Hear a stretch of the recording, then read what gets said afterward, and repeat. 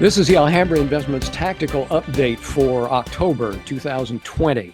And talking tactical, we're going to do a little refresher course this morning, first thing, with Joe Calhoun, because here at Alhambra, two of our building blocks in our investment process is strategy and tactics. And so, Joe, would you give us a small refresher course on those two? Sure, Bob. Yeah, I did that in this update because I think sometimes it gets confusing. Look, to make this really simple, strategy is a long-term plan. You're trying to achieve some goal. You got to have a plan to get there, and your long-term plan is your strategy. How are you going to get there? And in investing, generally, it's your asset allocation plan. How much are you going to have in large company stocks, small company stocks, real estate, and so forth? That's your long-term plan, but it's not specific. It is a general guideline. So I'm going to have X amount of my percentage in large company stocks. The tactical part of that is when we implement the strategy.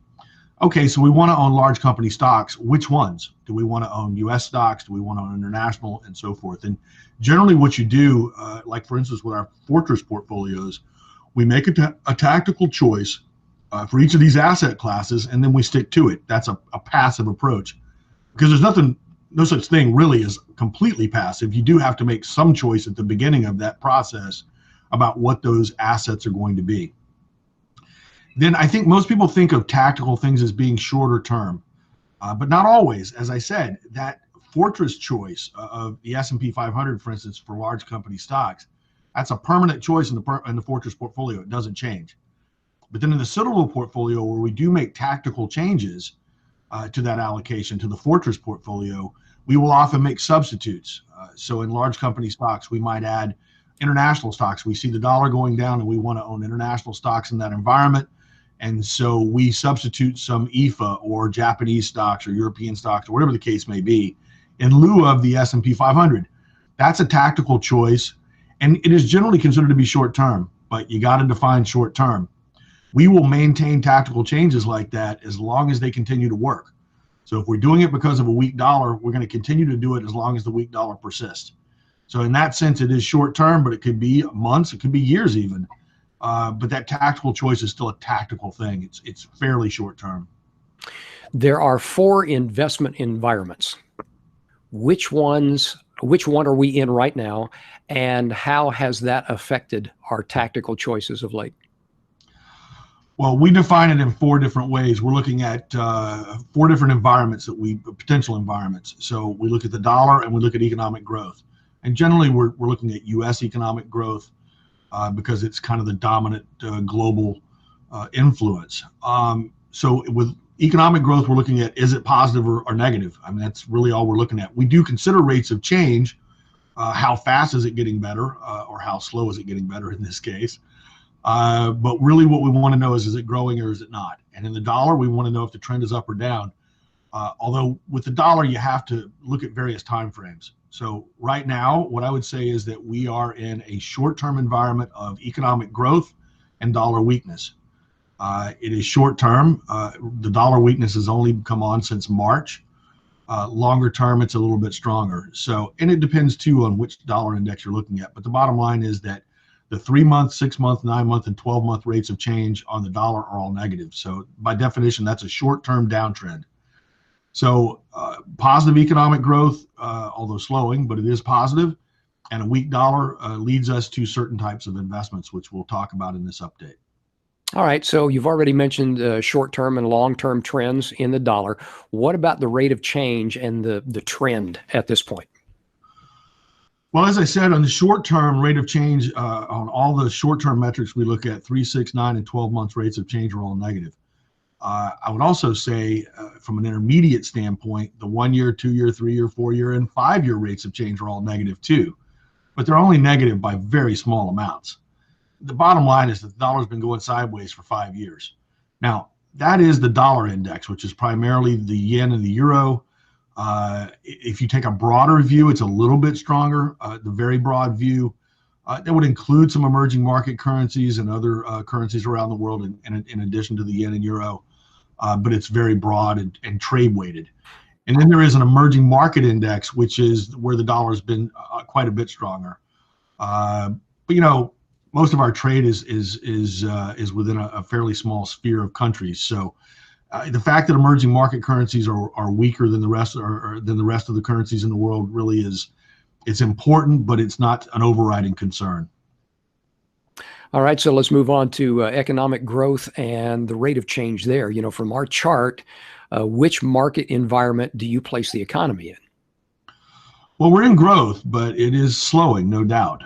We look at the Chicago Fed National Activity Index, which I put in this update. That is a diffusion index, and it covers 80-something indicators, 80-something economic indicators. So it gives us a broad view of the economy. Obviously, coming out of the hole that we dug in March, we had a pretty good rate of change coming out of that, a pretty rapid rate of change up, but it has moderated considerably. The CFNAI, if it's at zero, it means we're growing at trend. Now, of course, you have to figure out what trend is too. Prior to COVID, trend was 2%. Now it's probably coming the other side. It's probably going to be a little bit lower, but for now, we'll call the trend 2% growth. We're almost back to trend. We had been well above trend for a few months, and now we're back close to trend, but it is still positive. So the rate of change is slowing, but still positive. All right, let's talk about our current tactical positions. Number one, growth versus value. Yeah, so growth has drastically outperformed over the last few years, and particularly the last 6 months. The spread between value and growth is just extreme. And generally, when you see extremes like we have now, you see a reversion back to the trend. So what I'm looking for here is that value has underperformed for so long and so large against growth that you're bound to get some kind of bounce back here. Now, we don't know exactly how that's going to happen. It could happen by growth stocks going down a lot and value stocks going down a little, or it could happen because growth comes down and value goes up, or any number of combinations. But the bottom line is we are positioned in value right now. It's a very short-term thing for now. We just did this. We just put this on. We're positioned there simply because it's oversold versus growth, and we think you'll get some kind of reversion. The conditions that you normally expect to own value is weak dollar and rising growth, which we're in, but it's not very strong. So you're not seeing a strong effect yet. For that value position to turn into something, more than a very short term, is going to have to require probably the dollar go down. And right now, that's just really kind of not happening. But we do think we'll get the reversion. We'll play the value side for now, and hopefully get back to the previous trend, and then we'll have to make a decision about what's going on. How are we looking at small caps? Same thing here. This is one of the areas, again, where there's been an extreme move where large cap outperforms small cap by a very, very wide margin. This is one of the areas where we're seeing a reversion that's already in place and actually kind of accelerating in some ways. So we are definitely overweight small cap here. We've added some small cap value, but it's a small position. But small cap is outperforming since the lows in March, and it does look like it's a pretty good trend. Again, this is a trend we normally expect to see in a weak dollar environment. And the dollar has kind of stabilized over the last couple of months. We came down a lot from March, and now we've been kind of going sideways. So not a real strong effect on the weak dollar side, but small cap is definitely outperforming. One of the things that we put in portfolios that a lot of companies don't is real estate. So tactically, where are we with real estate today? Well, we're a little overweight. Real estate REITs in particular have lagged the recovery here. I'm not as convinced. I think there's this kind of theme out there, this consensus, I think, that real estate's going to have a lot of problems. I think that's true to some degree, but I think it depends on where you look. First of all, I don't believe that the work from home trend is going to be as big a trend as people think it is. I think it's going to continue, but once companies are able to really bring people back in the office, they're going to do it if they can. And there's a whole bunch of reasons for that. So I'm not too concerned about that. I think, on the front end, or also on the residential side, I think is a little iffy here. Obviously, we haven't gotten the new stimulus or new coronavirus support package, whatever you want to call it. But I'm not too concerned about it. What we're seeing are vacancy rate, or excuse me, I'm not sure what you call it. The number of people paying their rent really hasn't fallen off that much. So delinquencies, I guess, is the right word, but we're not seeing a lot of that. There's some, but you got to figure that the people who were in trouble that really depended on this the CARES Act back in the spring, their savings has got to be running low. So we'll see what happens there, but I'm not too concerned about that. And by the way, there are areas of real estate that are actually booming.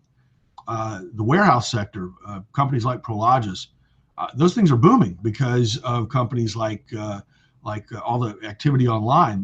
That merchandise has to be stored somewhere, and it has to be logistically spread around the country so that they can get it to people in the overnight delivery, things like that. So those types of companies are doing very, very well. So I guess my point is that we think real estate has lagged regular stocks since the beginning of the recovery. We think it'll play a little catch up here. So we're a little bit overweight here. And then what about commodities? I mean, we've seen gold go up, come back down. We've got a lot more in commodities, silver, other things. Where are we positioned right now with commodities? Well, commodities, we have general commodity indexes. We have gold. We don't own silver right now. Not a big fan of that. We'll talk about that some other time. Silver's a very interesting metal, but it's not interesting to me yet as an industrial commodity. If we do get a big boom in solar, which may be coming, then silver may become more important. But for now, I'm not a big fan of it. It's being whipped around. All it really is gold with a bigger beta. It moves more than gold does. Anyway, point is we're equally weighted between gold and general commodities right now. Now, that could change, and it could change fairly soon. If the recovery continues and real interest rates rise, gold is going to underperform, and general commodities will outperform. We've seen that for a couple of months here where gold is stalled up around this $2,000 level. And if the recovery continues, I got to think that gold is going to underperform. So there may come a point here pretty soon, if that continues, where we start to scale back the gold and add to the other side of the equation. All right, let's wrap up this tactical update with what's probably a big issue right now, and that is all the uncertainty out there, because uncertainty is in a lot of areas. Yeah, I titled this "Uncertainty Abounds." I can't remember a time when people were, I think, more uncertain about the future. Obviously, we've got the issue with the election, which I think a lot of people are focused on. As I said in the piece, I'm not as focused on politics. I generally don't think of politics as having the real impact that most people seem to think it does. Look, I don't care which party is in charge. The changes are always incremental. Even the Trump administration, which a lot of people think made some big changes, I think they did make some pretty big changes on the regulatory side. When you look at what they did, for instance, with corporate taxes, yeah, it was a cut, but we still have a corporate tax rate that is generally higher than what the rest of the world charges. So it's not like we cut it to zero or something. And Joe Biden, if he gets elected, is going to try to raise it. But again, he's not going to raise it back to where it was at 35%. Maybe it goes to 27, 28. So changes are incremental. So I don't think that the election is really as big a thing as people think it is. The emerging consensus here seems to be that Biden is going to win and that the Republicans will retain the Senate. I have no idea, quite frankly. And as I said, too, even if I knew what the outcome of the election is, I'm not sure we could predict what the markets would do, even if we knew what the outcome was. I don't think anybody really knows. And of course, the big uncertainty here is the virus. We just don't know with this thing. We're getting a second wave in Europe now.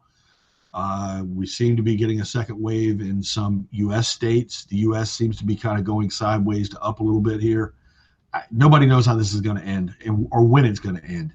And nobody knows if this thing's going to play into the flu season that's coming up here in a few weeks. So many things going on there. I mean, I will say I'm somewhat encouraged by what happened in the Southern Hemisphere in their winter. Australia, in fact, saw a big drop-off in cases. And I think maybe that's because of the measures that have been taken for COVID also obviously affect the flu. So it could be that we get a less harmful flu season because of what we're doing to prevent the spread of COVID. But like I said, I don't know. There's so many variables here. There's no way you can predict what's gonna be the outcome. I would just add, and I did mention this in the piece too. I have a friend whose wife is actually in China right now, and she's been there for quite a while actually. And she says basically things in China are back to normal. Restaurants, movie theaters, everything is normal. She actually said that they went to a movie not long ago, her and a friend of hers, and they had to sit in different, they couldn't even find adjoining seats. So things in China are back to normal. Now, I'm like everybody else. I'm very skeptical of whatever data we get out of China, but they haven't reported any cases or deaths in a long time. If they can get back to normal, if they really are back to normal, then we can get there too. It's just a matter of time. So that is somewhat encouraging, but we don't know the timeline. That's what's difficult here.